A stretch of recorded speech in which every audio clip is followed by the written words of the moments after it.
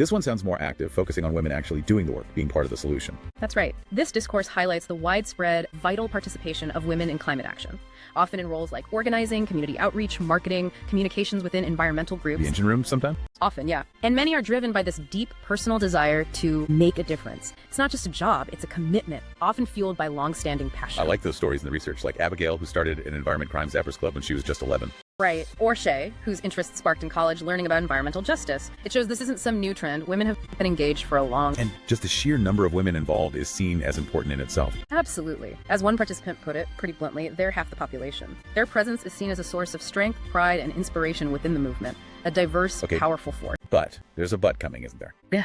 Despite all this participation, there's a disconnect when it comes to leadership. That's the major conflict highlighted here. Yes, women are doing a ton of the work, but they're often significantly underrepresented in the top leadership positions. And in certain fields. And in fields often perceived as more masculine, like engineering or high-level policymaking. Rebecca, a nonprofit worker in the study, made the point that women in the sector are frequently overworked and underpaid. Which leads to burnout, I imagine. Exactly. Which can mean that those top spots, they often remain dominated by what interviewees called good old boys clubs or even silverbacks. Silverbacks. Like gorillas.